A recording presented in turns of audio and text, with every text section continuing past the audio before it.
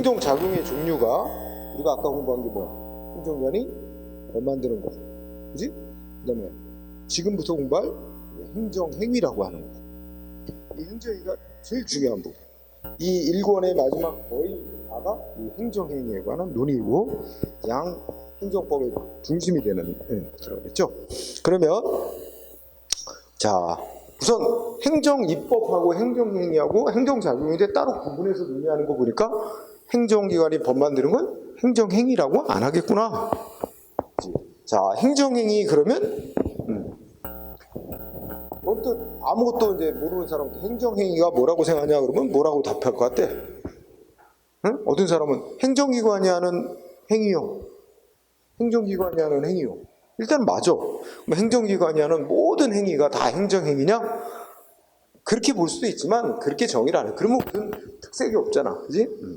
그래서 행정기관이 하는 행위 중에서 몇 가지 공통된 특성을 갖고 있는 그런 작용들만 모아서 학문적으로 행정행위라고 칭하고 거기에는 어떤 특수한 논리와 또 소송, 행정소송 대상이 되게 하고 그런 걸 인정하는 거야. 응? 그래서 행정행위라는 특성을 갖는 작용, 일정한 특성을 갖는 행정행위에 해당하는 작용에만 적용되는 논리가 있는 거야. 예를 들면 우리가 이제 보겠습니다.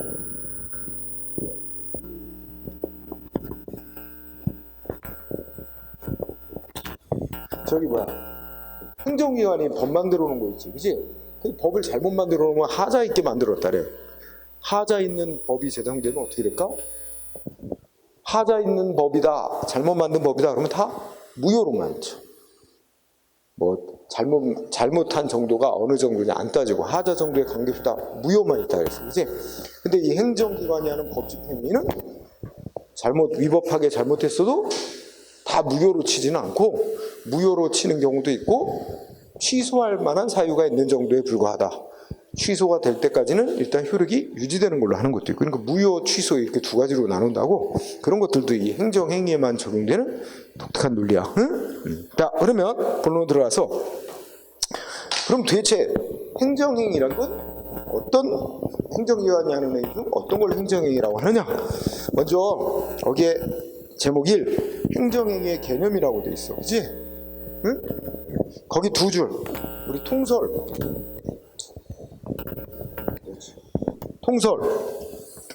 행정행위라고 두 줄 일단 밑쳐주세요.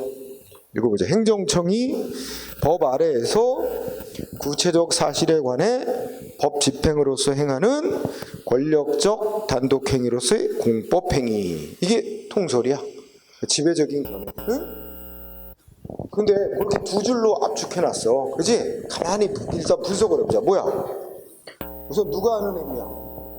행정청, 그냥 쉽게 행정기관이 하는 행위. 근데 뭐 하는 행위야?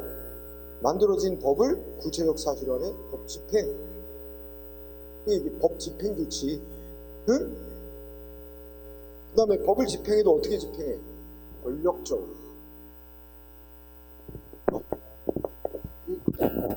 이 권력적으로라는 말의 뜻은 법을 집행하는 행정기관이 국민보다 우월한 지위에서 우월한 힘을 가지고, 보통 우월한 힘을 가지고 뭐해? 뭐 의무를 부과하고 권리를 제한하고 이렇게 불이익 조치를 많이 하지만 이익 주는 것도 국가가 우월한 지위에서 이익 주는 조치를 한단 말이야. 세금을 면제해 준다든지, 그지? 병역을 면제하는 결정을 내려준다든지, 그지? 또는 뭐 신청을 받고 허가를 내준다든지 여러분을 공무원으로 임명하는 조치도 우월적 지위에서 하는 행위야. 응? 이렇게 공권력 행사라는 것은. 그 다음에 그러니까 이걸 한번 제가 이런 요소들을 다 구비하고 있어야 행정행위라고 우리가 파악을 하는 거야. 그 작용은 행정행위다. 그지? 자, 행정기관이 하는 행위일 것, 법 집행행위일 것, 그리고 권력적으로 하는 법 집행행위일 것, 그리고 두째 줄 공법행위일 것. 그지? 공법행위라는 말은 우리 법 집행을 해도 집행하는 법이 행정법, 그러니까 헌법과 행정법에 따라 하는 행위일 것. 공법의 근거에서 공법을 근거로 하는 행위일 것, 이런 의미입니다. 응? 그렇게 해서 이렇게 법을 집행해서 결과적으로 상대방에게, 응? 상대방 국민에게 권리나 의무에 변동을 일으키는, 권리를 생기게 하고 변동시키고 없어지게 하는 등 국민의 권리 의무, 이후로 이제 법적 효과를 직접 발생시키는 그런 행위를 행정행위라고 해요. 응? 그러면 이러한 행정행위라는 건 왜 만들었냐? 이거 미국 같은 데는 이런 개념이 없어요. 행정법을 제일 먼저 발달시킨 프랑스, 독일 쪽에서 만들어낸 개념이야. 그래서 그 행정의 개념 바로 위에 행정의 1절 의 해놓고 쭉 읽어보면, 행정행위란 용어는 우리나라 어느 법을 봐도, 행정에 관한 어느 법을 봐도 행정행위란 용어는 안 쓰이고 있다. 응? 실정법이 아니라 학문상 정립돼서 쓰이고 있는 것으로서, 자, 어쩌고저쩌고해서 결국 왜 만들어냈대요? 첫째 문장 세 줄 보면, 응? 둘째 줄 끝에 행정소송의 대상을 정할 필요성에서 학설과 학문적으로 만들어낸 용어입니다. 학설과 판례에 의해서. 응? 그러니까 다시 거꾸로 생각하면 행정기관이 하는 다양한 종류의 작용들이 있는데, 이 중에서 국민이 이건 위법하게 됐다 해가지고 행정소송할 수 있는 대상은 행정행위에 해당하는 작용만 행정소송 대상이 되도록 하기 위해서 만드는 거야. 응? 그래서 지금 읽은 이 행정행위에 해당하는 이런 성격을 가진 작용은 현실에서는 굉장히 다양한 이름으로 표현되고 했지. 아까 뭐 세금을 부과하는 조치, 세금을 면제해주는 조치, 영업 허가하는 조치, 운전면허 취소 조치 등등 아주 수한 단어로 쓰여. 근데 그것들 가만히 보면 다 공통된, 여기 지금 읽었던 행정행위의 개념 두 줄 정리한 그런 속성들을 다 갖고 있어. 그지?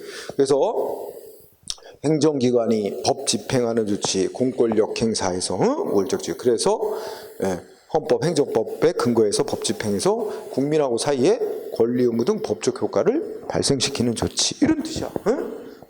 그러면 이 법 집행에 인해서 국민의 권리 의무에 직접 어떤 영향을 미치는 행위래야 상대방 국민이 이거 법에 어긋난 조치였다 그러면 권리를 구제받고 의무를 벗어나기 위해서 소송을 제기하겠지.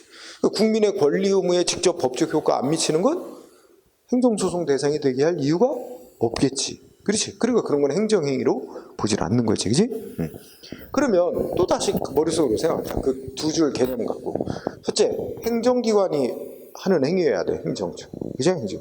근데 여기서 말하는 행정기관은 우리가 뭐 흔히 아는 뭐 시장이 법 집행을 한다. 시장이 공무원들 시켜서 하고 최종적으로는 시장 이름으로 내보내잖아. 그래서 이제 대표자는 이제 시장인데, 이렇게 조직상 행정기관에 속하는 기관만을 말하는 게 아니야. 여기서 말하는 행정기관. 우리가 배운 개념, 일반 국민에게 행정 권한을 행사하도록 부여받은 사인, 공무수탁 사인도 여기서 말하는 행정기관으로서 법 집행하는 거야. 응? 그러니까 그래서 여기서 말하는 행정기관의 행위가 된다 할 때 행정기관은 조직 갖고 따지는 게 아니라 그 권한, 기능을 보고 파악하는 거야. 그래서 공무수탁 사인도 행정기관에 포함돼. 동그라미 1번에 두 줄, 두 번째 줄. 그지? 그리고 우리가 이제 예전에 공부했었는데, 야, 국회 사무총장이 국회 소속 공무원을 뭐 임명하는 행위 어때? 그거는 입법부가 뭐 법 만드는 행위를 하는 게 아니잖아. 그건 실질적으로 행정장이에요. 그리고 그거는 그런 것도 국회 사무총장이라는 국회에 속한 기관이 행정기관으로서의 어떤 일을 하는 거지. 그런 거 할 때는 행정행위를 하는 거야. 그래서 만약에 국회 사무총장으로부터 뭐 파면당한 국회에서 공무원이 있다? 행정소송으로 싸우는 거지. 그지? 네, 그런 논리가 되지. 그래서 거기 하나 건지면 뭐 행정청에 행위해야 된다. 읽어보되 두 번째 줄 뭐야? 행정 권한을 위임 위탁받은 공공단체나 공무수탁 사인도 행정청에 포함. 그래서 나머지 요소를 갖춘 공권력 행사로서의 법 집행 행위하면 행정행위가 될 수 있는 거지. 그치? 여러분들 또 이거 국가기관이 하는 행위는 다 행정행위야? 그건 아니지. 다른 요소들을 다 갖춰야지. 그치? 그 다음에 오른쪽에 쌍가루 2번 구체적인 사실에 관한 법 집행. 현실의 어떤 구체적인 어떤 특정 장소, 특정 시간, 어떤 특정 사안과 관련된 법 집행 조치야 돼. 그치? 따라서 여기서 하나 공부하면 구체적인 법 집행 조치가 아니라 법을 만드는 행위는 행정행위가 아니고 행정입법이라고 따로 별도의 논리로 얘기하잖아. 그지? 따라서 우리 하나 건지자. 거기서는 동그라미 1번. 행정입법은 행정행위 아니다. 응? 그 다음에 여러분들이 동그라미 2번에서 두째 줄에 보면 일반 처분이라는 거. 이 단어를 좀 익히자. 일반 처분. 일반 처분이란 말이 있어요. 근데 일반 처분은 그 두 줄이 있는데 그러니까 법 집행의 대상자가 누구야? 응?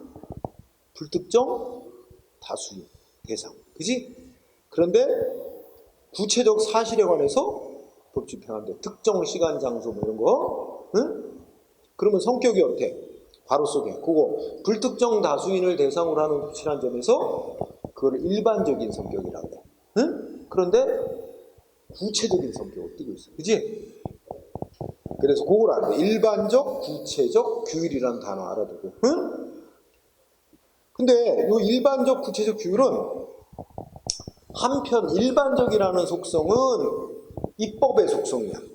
불특정 다수인 대상으로 적용하는 법을 만들잖아. 입법의 속성이, 입법의 성격이 일반적이거든. 보통 행정은 특정 개인에게 너 언제까지 얼마의 세금 내라, 뭐 너 영업하지만 특정인에게 보통 하잖아. 그치? 응? 근데 행정 작용 중에 불특정 다수 국민에게 행하는 성격은 일반적이면서 구체적인 규율은 그런 성격. 이거는 입법 작용의 속성, 일반적인 성격, 그 다음에 법 집행 행위인 구체적인 성격. 이렇게 두 가지 성격이 혼합되어 있는 작용이야. 그지? 근데 이것도 뭐로 포함한다고? 일반 처분도 행정행위 일종으로 보는 게 원래 중심 단어는 일반 처분이라는 용어를 아는 거야. 응? 그럼 예를 들면 어떤 거야? 야, 내일이 광복절이야. 그지? 8월 25일? 그럼 뭐 자세히 모르지만 여기 광화문, 서울의 광화문 광장에서 광복절 경축 행사를 한다. 아니, 가정해보자. 그러면 아침 몇 시부터 몇 시까지 거기 다 차량 통행 금지할 거 아니야? 그러면 8월 15일 오전 7시부터 오후 3시까지 그 광화문 일대 차량 통행 금지 조치를 취했어. 그럼 가만히 섞여올 거죠. 이거 누구 대상이야? 모든 사람 대상이야. 그지? 불특정 대상. 그러니까 그런 걸 일반적인 성격. 근데 8월 15일에는 특정 일자, 장소, 광화문 광장, 시간은 몇 시부터 몇 시. 딱 이게 구체적인 거야. 거기에 일회적으로만 해당 딱 하고 집행 조치가 끝나는 거지. 그럼 이게 구체적인 성격을 띠고 그런 거를 일반 처분이라고 부르고. 응? 그러니까 일반 처분하면 기본적으로 적용 대상자가 불특정 다수인인 걸 말한다. 응? 다만 특정된 사건에 일회적으로 그런 미치는 조치를 이렇게 부른다. 알아두고요.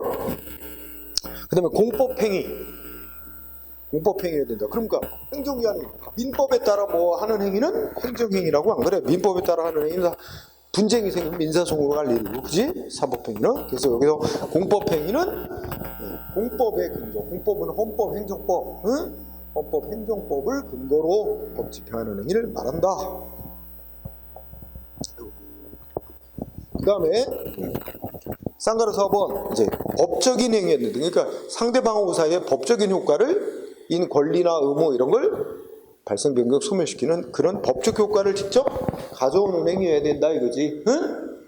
이거는 왜 그렇게 이제 구성을 하냐면 행정행위라는 개념을 왜 만들어냈다 그랬어 아까? 소송 대상을 한정하기 위해서 만든 거야. 그러니까 소송 대상이 소송 대상이 되게 해줄 필요가 있는 건 국민의 권리를 제한하거나 의무를 부과하는 그런 효과를 갖는 조치에 대해서 구제받도록 하기 위해서 수용하게 할 필요가 있지. 그러니까 국민의 권리 제한 의무 부과 이런 걸 안 일으키는 작용은 소송 대상이 되게 할 필요가 없으니까 그런 걸 행정에서 제외하는 거지. 따라서 동그라미 1번에 보면 예를 들어서 이런 걸 뭐라 그러면 사실행위라 그래. 사실행위. 동그라미 1번의 둘째 줄 사실행위. 그러니까 사실행위는 이 행위의 목적이 뭐야? 누구의 권리 의무 이런 걸 발생시키는 거하고는 상관이 없는 거야. 그 옆에 무슨 예를 들었어? 도로 청소? 그건 뭐야? 그럼 행정기관이 도로 청소 행위를 해. 이건 뭐야? 도로가 청소된 깨끗한 상태를 그럼 사실상의 결과를 만들어내는 데 목적이 있지, 누구 국민의 권리 의무 발생 변경을 소멸시키는 거 상관이 없잖아. 그런 행위는 사실행위라고 그러고, 행정상 행해지는 이런 사실행위는 행정행위로 안 보는 거지. 권리 의무 발생하고 상관이 없는 거니까. 그지? 그 다음에 동그라미 2번. 행정조직 내부에서 행위로서 조직 구성원인 공무원들의 법적 지위와 상관없는 행위도 행정행위가 아니다. 예를 들면 상급기관이나 상관이 하급기관이나 부하 공무원에게 지시 명령을 한다. 업무상 어디로 출장 가라. 이런 거는 복지 업무가 있고 조직 위해서 따라야 되는 거지.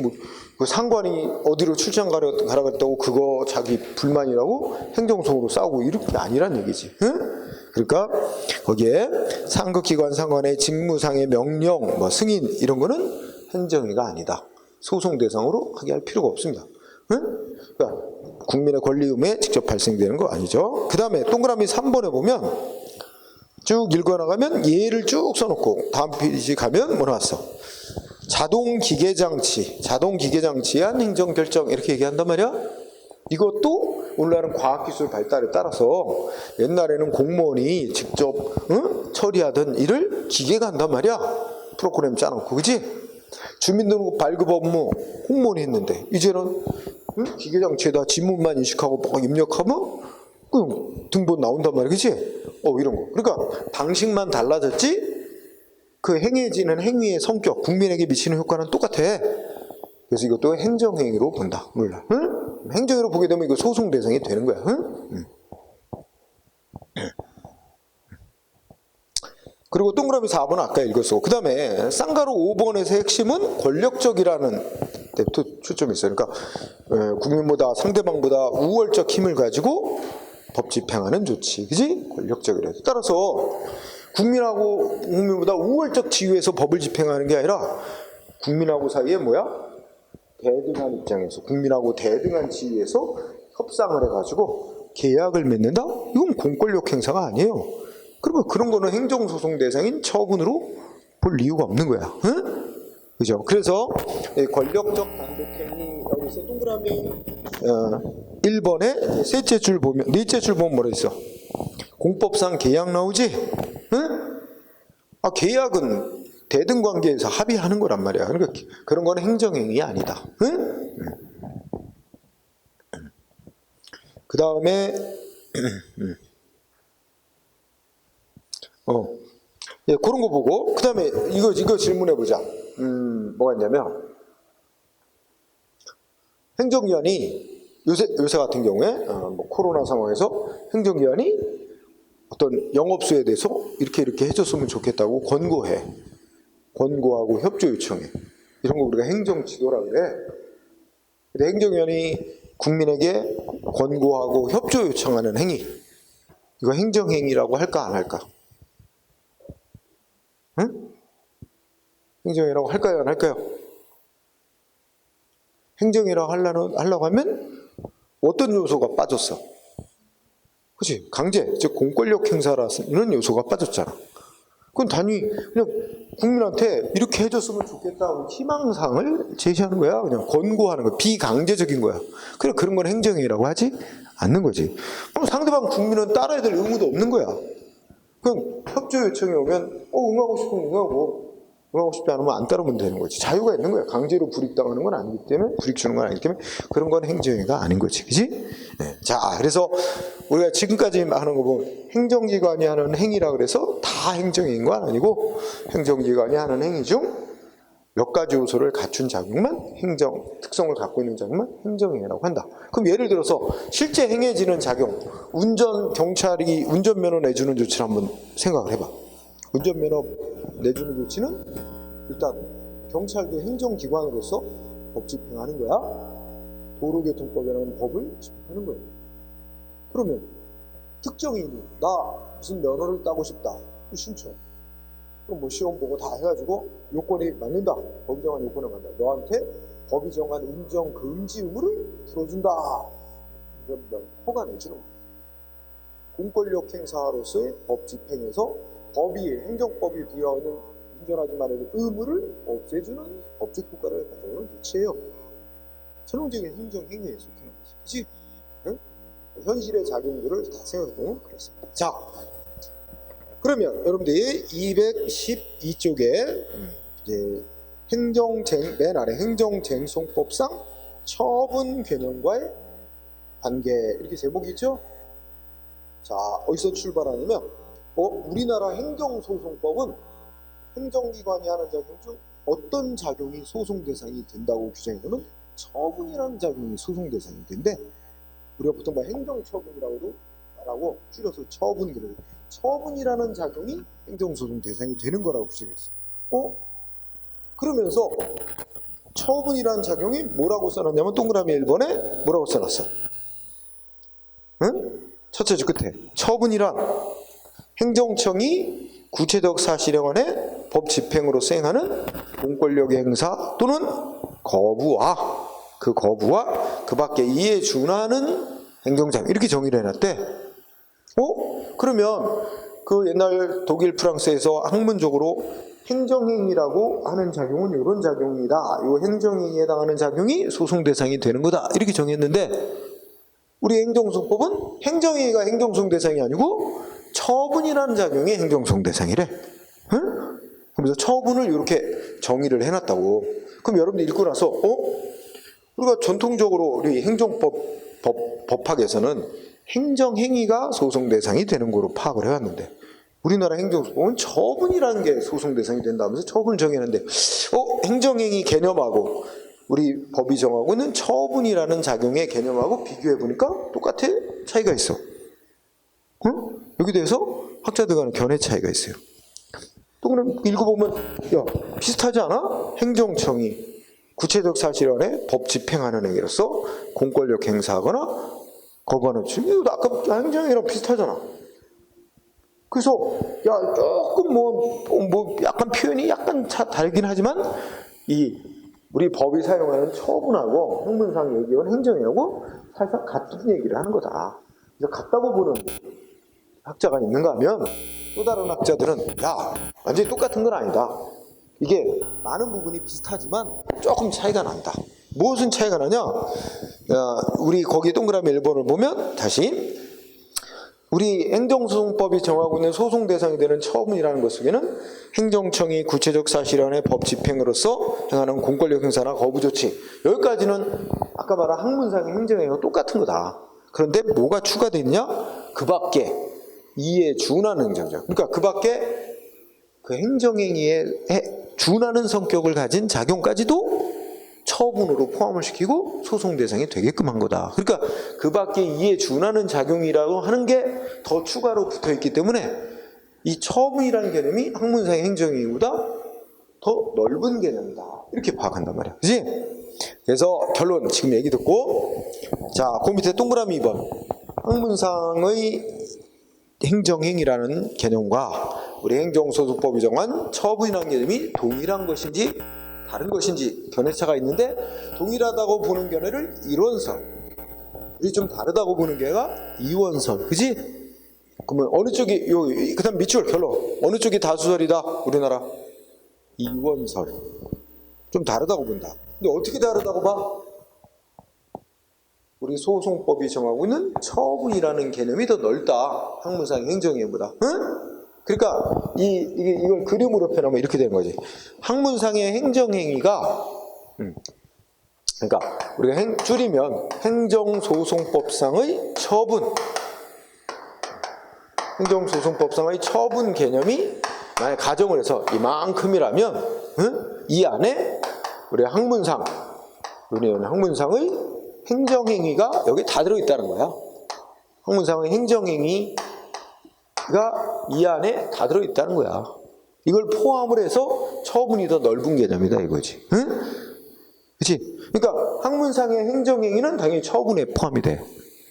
근데 소송 대상이 되는 처분에는 해당이 되는 작용이라도 학문상의 행정행위가 아닌 것들이 있을 수 있어. 여기에 위치하는 어떤 행정작용은 학문상의 행정행위는 아니잖아. 그렇지만 소송 대상인 처분에는 해당이 될 수 있잖아. 그치? 그런 것들이 있다는 거야. 응? 그래서 여러분들이 알아야 될 개념은 처분이 더 넓은 개념이다. 응? 알겠죠? 그런데 이렇게 이제 엄밀히 구별해서 논의할 때는 이제 좀 다르다고 보지만, 그러나 거의 소송법이 정하고 있는 소송 대상에 대한 처분이라는 건 거의 대부분이 한 99% 거의 형무소 행정행위가 거의 차지하고 있기 때문에 거의 그냥 동일한 듯이 그렇게 편의상 많이 써요. 이게 똑같냐 다르냐 이게 물어볼 때만 그때만 좀 다르다 이렇게 말하고 거의 같이 쓴다. 그래서 처분, 행정처분, 행정이 막 뒤죽박죽 쓰세요. 응? 그렇게 이해하면 될 거야. 그러고 나면 이제 오른쪽에 필라가 쭉 나와. 학문상의 행정행위 내지 처분이라고 인정된 사례. 그치? 그럼 아까 말한 요소들을 다 갖고 있는 거야. 그치? 자, 이거 있잖아. 이거 시험에 엄청 나오는 거야. 응? 이거는 여기서 물어보기도 하고 뒤에 가면 행정소송 파트에서 문제 물을 때 행정소송 대상인 처분으로 인정된 거 골라라. 아닌 거 골라라. 엄청나요. 이거 결국 다 외워야 되는 거야. 암기. 응? 그래서 2번부터 1번은 잘 안 나오고 2번부터 보면 지방의회에서 하는 일이 나오지? 지방의회에서 의장 불신임 의결한 거, 의원 징계 의결한 거, 이거 다 행정소송 대상이 되는 처분이라고 그랬어요. 응? 그 다음에 4번은 교통안전공단이 교통안전분담금 납부하라고 통지한 건 교통안전공단이 국가로부터 권한을 부여받아서 뭐 운전자 등에게 교통분담금을 납부해라 하고 통보한 거래. 그건 납부하라고 강제로 의무 부과하는 거래. 행정 권한을 부여받아서 처분이다. 우리 경찰이 이제 5번 같은 거 올 때 횡단보도 설치 이렇게 짧게 횡단보도 설치하면 이거 아까 말한 일반 처분이에요. 모든 불특정한 운전자, 보행자 다 횡단보도에 이제 적용되는 여러 가지 의무를 지켜야 될 법적 효과를 부여받는 거지. 구속을 당하니까 처분이다. 근데 이런 거 보면 횡단보도 설치에 대해서 누가 소송을 제기했단 말이야. 그래서 이게 소송 대상이 되는 거냐 아닌 거냐 이게 싸움이 났는데 소송 대상이 되는 조치라고 판결 났다는 건데, 야, 횡단보도 설치에 대해서 누가 소송했을까? 횡단보도 설치 반대하고 누가 소송하는 사람이 있었단 말이야. 누가 소송했을까? 응? 그치. 대표적으로 지하상가주, 그치? 횡단보도 설치면 지하로 안 다니잖아, 사람들이. 자기는 매출 팍 주잖아. 그러니까 그런 거. 대표적으로. 그 다음에 정부에서 토지 가격 결정하는 거 있지. 매년 초에 정부가 땅값 매겨요. 개별 토지 가격 결정. 이런 것도 이게 가격을 결정하면 1제곱미터 얼마 이러면 이제 각종 세금이라든지 뭐 이렇게 돈 내야 될 의무 이제 정할 때 그 기초가 되거든. 근거 자료가 되는 거죠. 그래서 그다음에 왜 그렇게 받는지는 다 내용 설명이 있으니까 여러분들이 이제 읽어는 다 보되 결론을 잘 처분으로 본 거냐 안 본 거냐를 꼭 기억해야 되는 거야. 그래서 토지거래 허가구역으로 지정한 조치. 그러면 토지거래 허가구역으로 지정된 곳에서는 토지거래 계약을 맺고 나서 반드시 관할 시군구청장에 토지거래 허가를 받아야만 거래 계약대로 효력이 발생하게 돼 제약을 받거든. 그리고 토지거래 허가를 안 받으면 그 계약이 무효고 이렇게 되니까 그건 처분이라고 하고 있어요. 아까 나왔던 청소년 유해 매체물 결정 고시, 고시라고 돼 있지만 이건 처분이라고 본다 그랬지? 이런 것도 일반 처분이야. 불특정 다수인에게 똑같이 의무를 발생시키는 한 번의 조치로 의무 발생시키는, 굳이 또 나누자면. 그 다음에 9번 국가인권위원회에서 성희롱 결정과 시정조치 공고. 그치? 이거 나오니까 지금도 저 아까 점심시간에 보니까 인터넷 기사 떠 있던데, 그지? 성희롱, 저 트랜스젠더 여자 화장실 사용 못하게 한 거 있잖아. 그 남자였는데 여자로 성전환 수술을 했는데, 그지? 트랜스젠더인데 미용학원, 그지? 미용 배우려고 미용학원 다녔는데 원장이 같은 층의 여자 화장실 못 쓰게 한 거야. 근데 그거에 대해서 국가인권위에 진정을 했더니 국가인권위가 그건 불합리한 차별이다. 시정 공고 조치를 내렸다는 거야. 그 왜 기사가 돼? 국가인권위원회에서 시정 공고 조치를 내리니까 미용실 원장이 거기에 승복 못해하고 소송 제기한 거야. 소송. 행정소송 제기해서 1심 판결이 어제 소개된 거야. 그래서 1심 판결이 이 국가인권위와 마찬가지로 그건 불합리한 차별에 해당한다. 응? 그래갖고 그 시정 공고대로 따라라. 응? 이게 판결 내렸다는 거지. 행정소송으로 제기해서. 자, 7번. 그 다음에 10번은 어떻게 돼? 금융기관의 임원에 대해서 문책 경고. 그지? 자, 이거는 막 어디 은행장 같은 사람이 있는데 은행장이 뭔가 법 위반을 한 거야. 그래가지고 금융감독원 이런 데서 그 은행에다 통보를 한 거지. 이 금융기관의 임원이 법 위반 행위를 했으니 했다고 통보를 하면 이 통보를 받은 해당 금융기관은 그 은행 이사장, 임원을 어떻게 해야 돼? 응? 징계를 하도록 돼 있다는 거야. 응? 그렇기 때문에 이 금융감독원의 문책 경고장이 날아가면 해당 기관은 그 금융임원을 징계를 하게 해야 되고, 그렇게 되면 그 금융기관의 임원에게는 법적 불이익이 발생되는 게 확실하기 때문에, 그지? 소송 대상이 되는 처분으로 보는 게 맞다, 이런 얘기고. 11번 친일 반민족행위자 재산조사위원회에서 친일 재산인지 조사해보겠다라고 조사 개시 결정만 내려도, 조사 개시하기로 결정만 내린 단계도 소송 대상이 되는 거로 봤어. 그래서 읽어보면 조사 개시 결정 내려지면 그 친일 재산을 갖고 있는 사람은 저거 의무가 발생하고 등등 있지. 그래서 그 다음에 12번 공정거래위원회에서 표준약관 사용 권장행위를 했다. 여기 또 헷갈리면 안 돼. 여기에 이 권장이라는 단어가 들어가서 헷갈리게 만들 수 있어. 권장하면 우리가 강제는 아닌 것 같잖아. 응? 그런데 이 관련 법 규정을 보면 이 공정거래위원회가 권장하는 그 계약서 작성할 때 어떤 표준 기준이야. 표준 약관대로 계약을 안 하면 상대방한테 어떻게 통보를 해줘야 될 의무가 있고, 그런 걸 안 하면 또 무슨 제재를 받게 되고 등등 이런 거 있는 법에 규정된 거 비춰보면 이거는 행정처분이라고 보는 게 맞다. 응? 그래서 권장이라는 말에 속아나 먹으면 안 된다. 응? 또 13번도 공정거래위원회가 경고 의견, 경고키로 의견, 그지?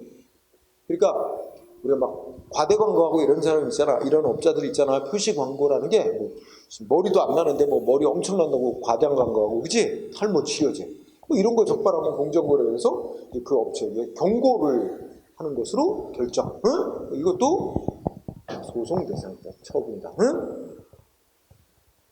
그 다음에 14번에 보면 국가기관이나 지방자치단체장이 특정 업체에게 뭐 하는 거?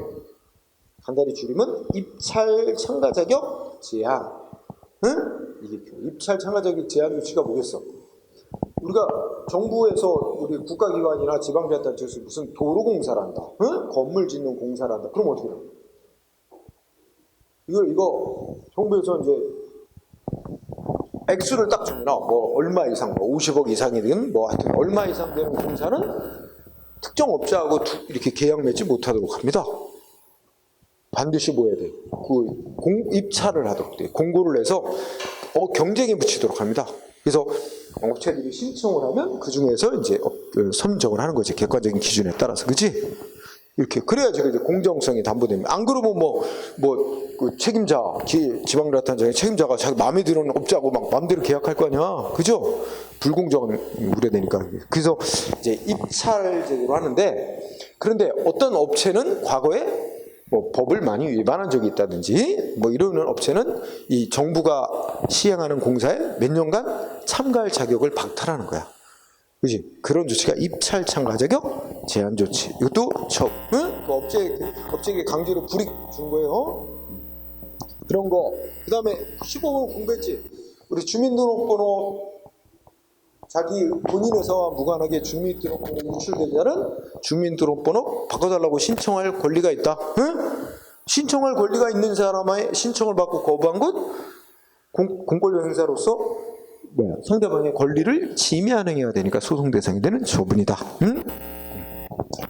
최근에 나온 거 16번 같은 거 입주 산업단지 관리공단이 산업단지에 입주하기로 어떤 기업체가 조성된 산업단지에 입주하기로 했었는데 그 입주 변경 계약 이제 입주 변경 계약을 맺었다가 취소하는 거 또 처분이다. 다른 거. 그다음에 17번 국가인권위원회에다가 이거 구제해달라고 진정서를 제출했는데 거기서 각하 요건에 안 맞는다고 심사를 거절한다든지 구제를 거절한다든지 또는 당신이 인권 침해 당했다고 주장하는 건 이유가 없다, 맞지 않는다라고 기각했다. 그러면 거기에 승복 못하면 소송할 수 있다는 거예요. 응? 자, 이런 거 또 17- 다 이거 다 알아야 돼. 진실 화해를 위한 과거사 정리위원회에서 과거사에 대한 진실 규명에서 결정 내린 거 소송 대상이 되는 처분. 시험에는 아직 한 번도 안 나왔지만 중앙선거관리위원회에서 정당 등록을 취소하는 거. 응? 그 다음에 또 들어가면 뭐가 있을까? 21번 무슨 단어 나왔어? 자, 키워드 나라장터 쇼핑몰. 이거 이렇게 하면 돼. 야, 이것도 아까 공부한 뭐하고 똑같은 논리일까? 야, 나라장터 종합 쇼핑몰이 뭐냐면 여러분들이 이제 공무원 되면 알겠지만 공무원으로서 무슨 컴퓨터라든지 사무용품이잖아. 뭐 책상, 의자 뭐 이런 거 있지? 이런 거 대기업으로부터 못 사게 있어요. 중소기업 제품을 구매하래요. 그래서 이 나라장터 쇼핑몰이라고 정부가 쇼핑몰 만들어놨어. 거기에 이제 중소기업들이 다 들어가서 자기네 제품을 구매하는 거지. 그 허락된 업체만 없는 거야. 응? 그럼 그 중에서 정부 조직 공무원들 무슨 공사, 공단 등 공기업에 이런 데는 다 거기서 사야 됩니다. 이런 사무용품 같은 거. 응? 그래서 주로 중소기업 제품을 쓰도록 한 거예요. 근데 중소기업이 거기에 나라장터 쇼핑몰에 거기에 입점을 못하도록 상품 못 올리게 거기 참여 못하도록 제한당하면 그럼 강제로 불이익 주는 거잖아. 응? 몇 년간 박탈하는 거죠. 이건 처분이지. 그 다음에 최근에 그게 나왔고 그 다음에 23번은 교육공무원이야. 그러니까 이제 무슨 교감인데 교장 승진, 뭐 이런 건데 그 승진 후보자 명부에 의한 심사, 승진 심사 방식으로 이제 승진이 행해지는 경우에 있어서 승진 후보자 명부에 포함되어 있던 후보자를 제외시키는 조치는 행정소송 대상이 된다. 이에 반대로 행정위가 아닌 것으로 본 사례 아까 나왔지? 셋째 끝에 나왔어. 상급기관이 하급기관에 승인 내주거나 동의하거나 지시하는 행위. 이거는 조직 내부에서의 사무처리에 관한 행위일 뿐 국민의 권리 의무하고 직접 상관이 없는 행위다. 처분은 아니다. 그 다음에 1- 또 매우 중요하다. 이거 나중에 또 공부해야 되는데 여기 입국 금지 결정이라고 첫째 줄 나오지? 이거 유승준 사건이라고 알아? 응?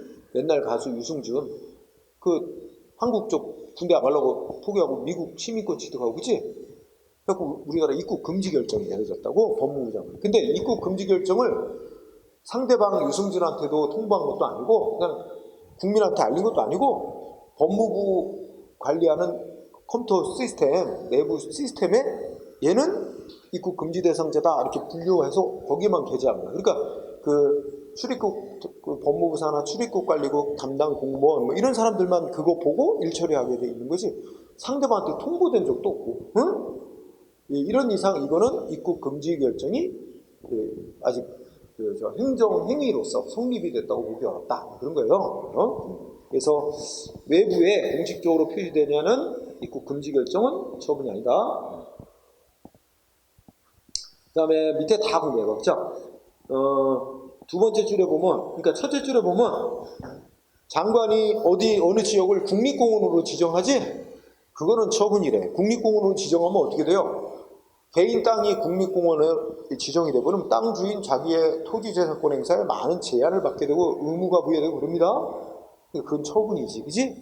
그런데 이미 국립공원 지정으로 인해서 국립공원의 경계 이건 다 정해진 거야. 응? 다만 그거를 표지판을 세우기 위해서 측량하고 표지판 설치하는 행위는 그것에 의해서 비로소 뭐 권리 제한 의무가 이런 효과가 생기는 건 아니야. 이미 지정이 돼서 권리 의무 제한하는 효과는 지정 조치에 있습니다. 생긴 거고, 응?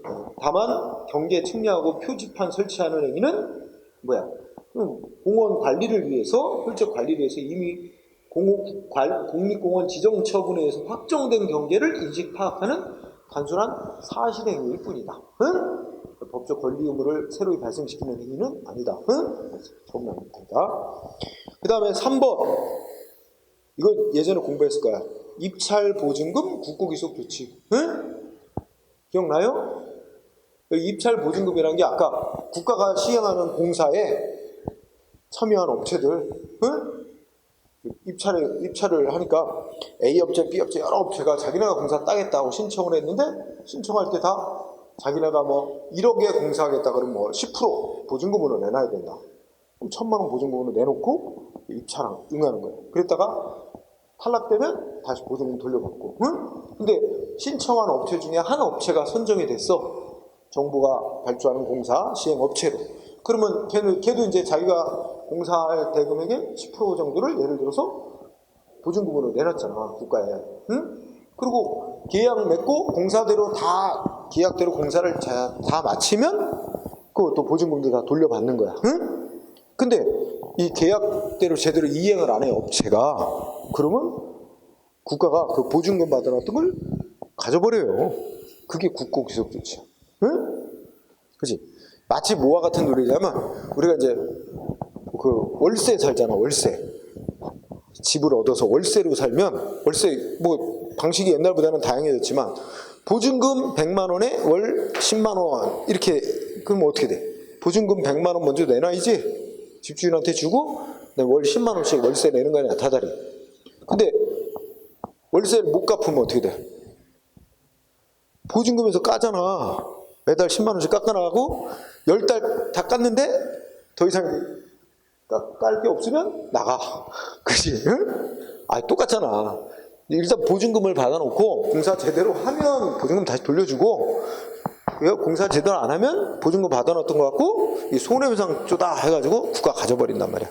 그런데 여기 출발점은 애초에 국가가 무슨 공사를 발주하면서 이제 업체하고 공사 계약을 맺는데 이 공사 계약이 행정법상의 계약이 아니라 사법상 계약. 응? 사법상 계약으로 이제 계약을 맺고, 그런데 사법상 계약에 따른 의무를 제대로 이행 안 하면 그 의무 이행을 확보하기 위해서 보증금을 받아놓는 거고, 그 받아놓았던 보증금을 국가 가진 건 사법상의 의무 이행을 확보하기 위한 조치에 불과하자. 공법적인 효과를 발생시키려고 하는 행위가 아니다. 응? 공법적인 행위가 아니다. 공법에 근거한 행위가 아니다. 응? 처분 아닌 거로 본 거예요. 따라서 맨 끝에 가면 보증금 안 준다고 싸움을 하면 그 업체는 민사소송으로 싸워야 된다. 이렇게 얘기지. 행정소송으로 돌려달라고 청구하면 안 된다. 자, 그 다음에 이게 다 처분이냐 아니냐 많이 물어보기 때문에 그 다음에 4번 같은 걸 보면 4번은 지방자치단체가 뭐 했대요? 아마 민간인으로부터 기부받은 부동산을 무상으로 기부한 자에게 허용하는 행위도 사법상 계약을 맺는 행위로 봤어요. 응? 사법상 계약. 그래서 이 맨 처음에 기부한 자가 뭐 한 1년간 자기가 기부해놓고 기부했으니까 소유자는 지방자치단체로 넘어갔으니까 개인이 자기 땅을 지방자치단체한테 소유권을 넘겨준 거야. 무상으로 기부를 했대. 그지? 그러면서 기부하면서 1년 동안 내가 무상으로 쓰고 소유권은 넘겨주고 1년간 내가 사용하겠다. 무상으로. 이랬는데 1년 끝 지났는데 또 좀 더 쓰겠대. 한 2년 더 쓰겠다고 신청하니까 지자체가 안 돼 하고 거절했더니 소송 낸 거야. 근데 무슨 소송을 해야 돼? 민사소송으로 해야 되는 거냐? 행정소송으로 잘못 제기한 거다. 이런 판결이야. 응? 사법관계니까. 5번 공부했지? 지하철공사, 서울시 지하철공사가 소득직원에게 징계하는 조치는 여기는 표현이 막 징계 처분 이런 말이 들어있어도 이거 공권력 행사하는 조치 아니라는 거야. 일반 기업에 있어서 해고하듯이, 그지? 뭐 이런 사법상의 징계 조치에 불과하다. 응? 싸우려면 민사소송으로 싸워야 될 대상이지 행정소송인 공권력 행사로서의 법집행인 처분이 아니다. 응?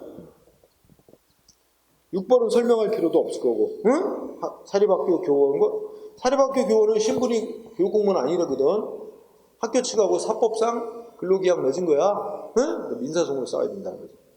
그 다음에 7번이나 8번을 보면 여러분 7번에 운전면허 나오고 벌점 나와요. 운전면허 나오고 벌점. 응?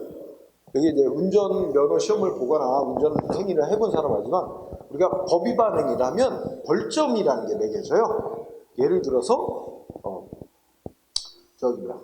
내가 운전하는데 신호 위반으로 적발이 되지. 그러면 이제 일종의 이제 6만 원이라고 이제 돈 내야 돼. 신호 위반으로 적발되면 6만 원 내야 돼. 범칙금이라고 내야 돼요. 그건 그거고 벌점이 매겨져요. 신호 위반하면 승용차 기준 벌점이 15점.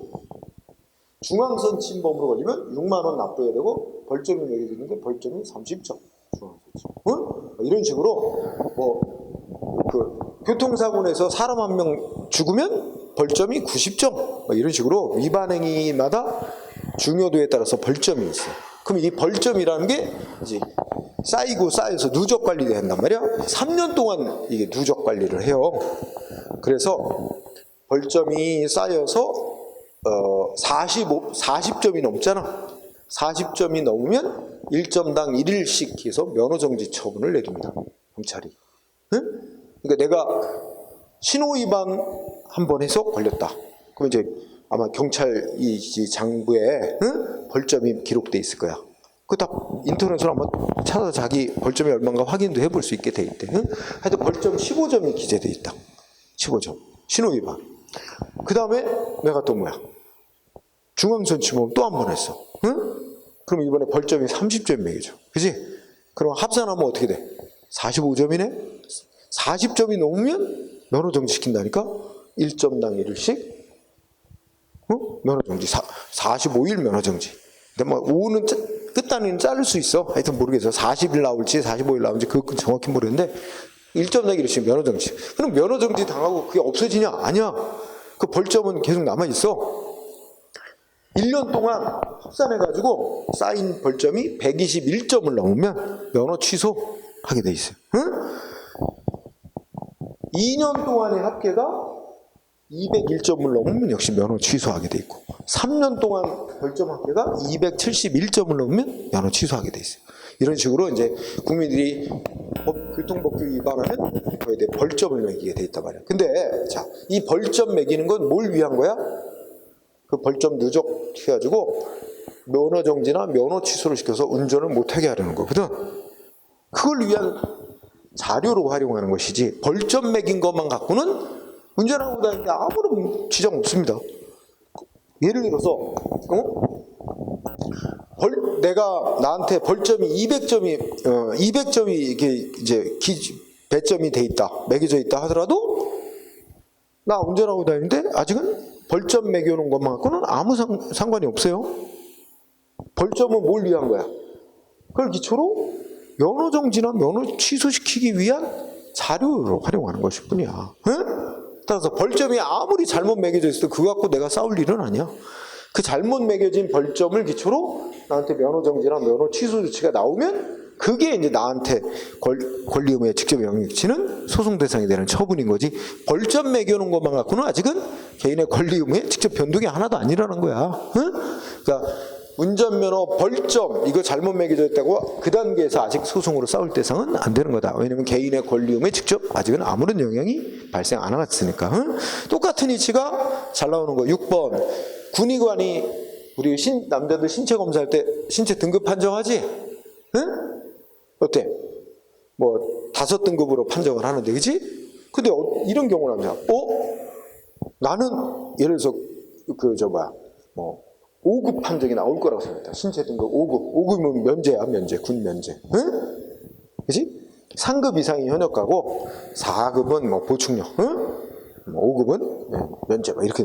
어떤 사람이 나는 신체 검사 해가지고 내가 면제 받을 거로 예상했는데 군의관이 3급으로 판정을 해놨다는 거야. 이건 뭔가 잘못 판정했다. 군의관이 신체 등급 판정한 것 자체를 아직 소송으로 싸울 단계가 아니야. 왜? 군의관의 신체 등급 판정만으로는 아직 병역 의무가 정해진 게 없어요. 아직까지. 개인의 병역 의무는 뭐 현역 공무를 할 건지 보충력으로 할 건지 면제가 될 건지 이거는 병역 의무는 뭐에 의해서 결정나? 지방병무청장이 결정을 해줘야 라는 거야. 근데 그 지방병무청장이 결정을 하는데 아까 운전면허 벌점처럼 자료로 삼기 위해서 군의관이 신체 등급 판정해 놓은 거란 말이야. 신체 등급 판정해 놓은 걸 기초 자료로 해서 지방병무청장이 병역 의무를 최종 확정한단 말이야. 그러니까 군의관이 신체 등급 설령 잘못 판정했다고 생각해도 아직 그 등급 판정해 놓은 거 갖고 아직 개인의 의무가 정해진 건 아니기 때문에 아직은 그 단계 갖고 소송 대상이 되는 게 아니다. 뭐가 소송 대상이 돼? 최종적인 지방병무청장의 병역 확정 조치. 응? 그래서 만약에 지방병무청장이 현역 공무 판정, 현역병 징집 처분 내렸다. 그럼 그거 갖고 싸우는 거야. 그러면서 그 소송에서 뭐 함께 주장하면 돼. 왜 지방병무청장이 현역 판정 내린 게 잘못이냐? 바로 잘못된 군의관의 신체 등급을 판정을 기초로 했기 때문에 위법. 그래서 그 최종적으로 취소받으면 구제되는 거지. 응? 그렇게 싸울 일이지. 군의관의 신체 등급 판정만 내려진다고 해서 그것까지 소송 대상이 될 건 아니다. 여기서 7번이나 8번이나 논리가 똑같은 거예요. 응?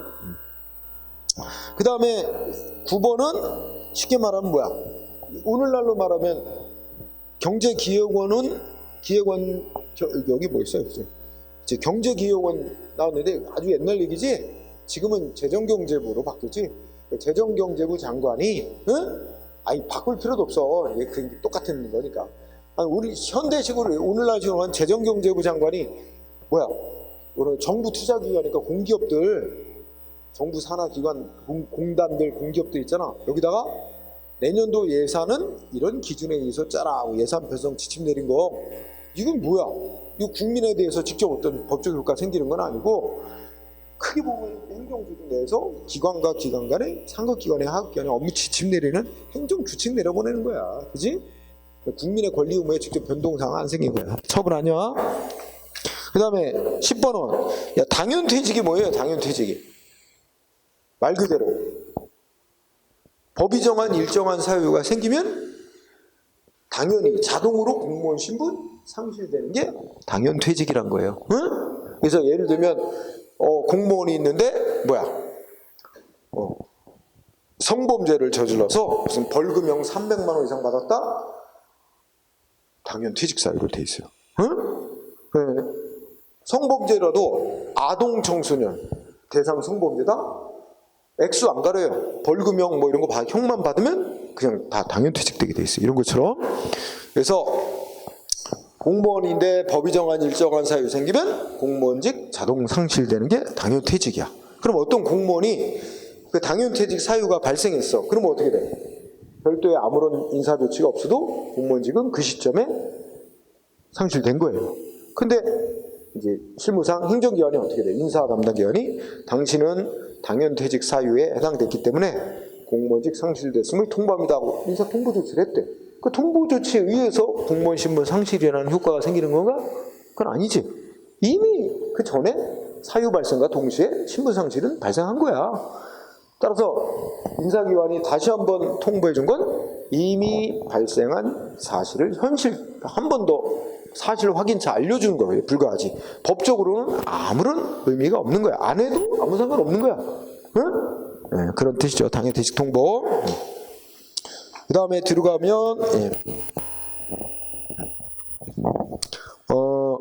13번 주의. 공정거래위원회에서 고발한 조치. 어디다 고발했을까요? 검찰에다가. 응? 그러니까 공정거래위원회에서 뭔가 누군가를 조사하더니, 공정거래는 주로 이제 기업을 주로 상대로 하는데, 기업이 이러이러한 법 위반 행위를 했다. 검찰에 고발했어. 그래갖고 조사해서 처벌 좀 해달라. 근데 고발이 된 단계, 고발 조치만 된 단계에서는 아직은 고발 대상이 된 기업의 권리 의무에 아직은 아무런 영향이 없습니다. 이거는 공정거래위원회라는 기관이 검찰청이라는 또 다른 기관에게 예 좀 조사 좀 해서 조사 결과 위법이 확인되면 처벌 조치 좀 해달라고 기관 간에 행해진 행위일 뿐, 고발 조치만 갖고는 아직은 대상자의 권리 의무에 아무런 아직 효과가 발생한 건 없다. 응? 처분 아니다. 그래서 공정거래위원회가 나오는 조치가 3개 있어. 아까 앞에 2개 뭐 있어서 기억나? 공정거래위원회에서 표준약관 사용하라고 권장한 행위, 이거 처분서 인정했지? 또 뭐 표시광고 이거 잘못했다고 경고 의결한 거 있어. 이것도 처분성 인정했어. 그지? 근데 공정거래위원회가 한 고발 조치, 검찰의 고발 조치는 행정소송 대상이 되는 처분이 아니라고 그랬어. 응? 아직은 대상자의 권리 의무에 직접 변동시키는 효력이 안 생긴다고 보고. 그 다음에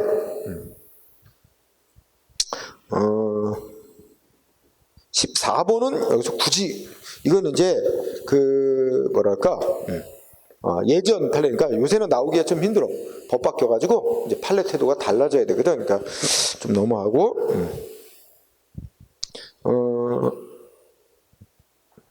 또 뭐, 좀 넘어가도 될 것 같아. 밑에 있는 그 17번, 15번 같은 거, 17, 18번 같은 건 이런 건 뭐야? 법적 효과 발생시키지 않는 사실행위란 거야. 그러니까 내일 같은데 광복절이라고, 예를 들어 인천시장이 어디 공원에 가서, 시립 공원에 가서 광복절 기념 나무를 심었어. 그 기념 식수한다고 그러잖아. 나무 심었어. 뭐 그냥 나무 심은 사실상의 결과만 있을 뿐이지 누군가의 권리 의무 발생하고 상관이 없잖아. 그러면 단순한 사실행위라 그러고, 권리 의무 발생하고 상관이 없는 건 행정소송 대상이 되게 할 이유가 전혀 없다 이거지. 응? 처분 아니다 이렇게 보는 거야. 자, 그 다음에 행정행위의 특성이라고 있습니다. 그죠? 자, 이거는 뭐하고 비교하냐? 첫 번째, 우리 민법에 따라 뭐 개인들이 하는 행위같이 사법상 행위에는 인정되지 않는 그런 특성, 또 행정기관이 하는 행정행위가 아닌 다른 작용들하고 비교해서 또 달리 인정되는 특성, 이거야. 그래서 뒤에 또 상세히 공부할 거지만 우선 쌍거리 1번, 행정행위는 공권력 행사로서의 법 집행행위거든. 공권력 행사니까 강제성 있는 행위 아니야. 법치주의, 법치행정 엄격히 적용받겠지? 그렇죠? 네, 그건 당연한 얘기고. 그 다음에 공정력이라고 인정된다. 응? 공정력이란 말 예전에도 한번 나오긴 나왔어. 공정력 뭐야? 여기서 간단히 하게 돼. 자, 행정행위는 행정기관이 법 집행한 행위에는 설령 하자가 있는 행위라도, 하자는 일단 위법이라고 생각하자. 위법하게 행위됐다 해도 그 위법의 정도가 중대하고 명백한 경우는 무효로 보는데, 그렇게 무효이면 몰라도 그렇지 않으면은 경미한 위법만 있다면 취소할 수 있는 행위가 돼서 취소될 때까지는 일단 유효로 통용되고, 상대방 국민 효력이 있다고 인정하고 따르도록 요구하는 힘을 공정력이라고 합니다. 그 다음에 존속력 내지 확정력이라 해서 2가지 효력이 있습니다. 불가쟁력과 불가변력. 불가쟁력은 다툴 쟁자의 포인트가 있으니까, 아까 행정행위는 소송 대상이 되는데 또 기간이 정해졌어요. 일정 기간 안에 소송을 내야 돼요. 그 기간이 지나면 영영 아무리 위법인 조차라도 수용 못하게 됩니다. 불가쟁력이 생긴다 그래요. 그리고 동그라미 1번 보면, 예를 들어서 선거를 치렀는데 선거 관련해서 누가 당선자다고 결정, 이거 심사숙고해서 적법하게 제대로 한 번에 신중하게 결정해야지, 한 번 결정해놓고 아유야 이거 잘못 결정했다, 번복, 뒤집어서 자기가 한 결정 취소하고 A가 당선자로 결정했다가 뒤집어서 다시 취소하고 B로 당선자 이런 거 함부로 못한단 말이야. 그거 하면 난리가 날 거예요. 응? 이 법적 안정성이 무엇보다 중요한 그런 성격의 행위는 행정기관이 자기가 한 행위라 그래서 하고 나서 잘못됐다 인정하더라도 함부로 취소 변경 못하게 되는 거. 응? 불가 변경이라고 변경을 못 시키는 그런 제약이 따르겠다. 그 다음에 4번 강제력 인정. 그래서 행정행위 중에 의무를 부과하는 행위를 하명행위라고 하는데 국민한테 세금 내라, 불법 건물 철거해라 의무를 부과했는데 국민이 의무를 이행 안 해요. 그럼 어떻게?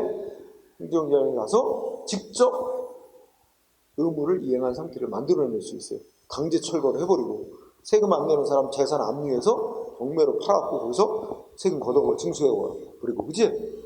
이런 거 생각하면 개인 간에는 이거 예전에 개인 간에는 자기의 권리 즉 상대방의 의무 이행을 확보해 자기 힘으로 직접 자기 의무 이행을 확보할 수 있어? 못한다 그랬잖아. 예를 들면 누가 내 돈 100만 원을 빌려가고서는 안 갚는다. 그지? 그럼 갚아야 될 기간이 지났는데도 안 갚는다. 의무를 이행 안 하고 있어. 그럼 내가 그 집에 쳐들어갔어. 그지? 집 다 뒤져가지고 뭐? 금반지 돌반지 뭐 다 떼서 뭐 100만 원 정도 될 것 같다. 그 정도 받고 이걸로 빚 갚은 걸로 하자. 나오면 돼? 자기가 스스로 해결? 이거 안 되지. 그럼 이건 강도야. 강도. 범죄. 개인 간에는 상대방의 의무이행 확보를 어떻게 해야 돼? 사법상 의무이행 확보를. 민사소송해야 돼. 국가기관은 법원에다가 신청을 해서 법원대로 해결해달라고 신청을 해야 됩니다. 개인 간에 스스로 해결할 수 있도록 하면 어떻게 돼? 원시 시대가 되는 거지. 응? 힘 있는 놈 세상이 되는 거잖아. 그치? 응. 그러니까 네.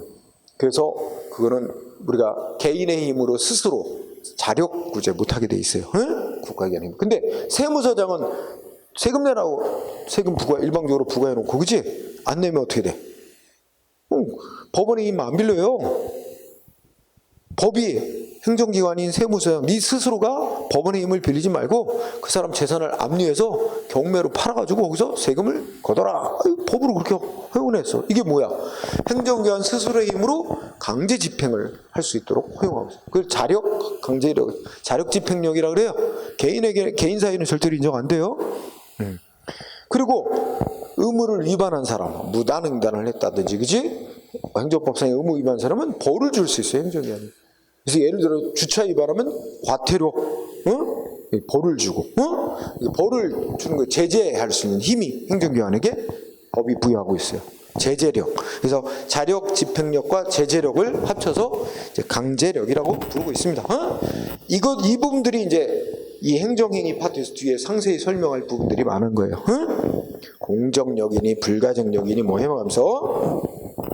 그리고 이 쌍가로서본 강제력 인정이란 부분은 2권에서 큰 주제로 다룰 거고, 그 다음에 쌍가로 5번 국민의 구제수단은 그러니까 국가배상법에 따른 손해배상, 뭐 손실보상, 행정소송 이거 다 또 큰 한 덩어리야. 이제 나중에 이 행정법의 몸통이 되는 영역들이 남아 있는 거죠. 이렇게 정리해 볼 수 있습니다.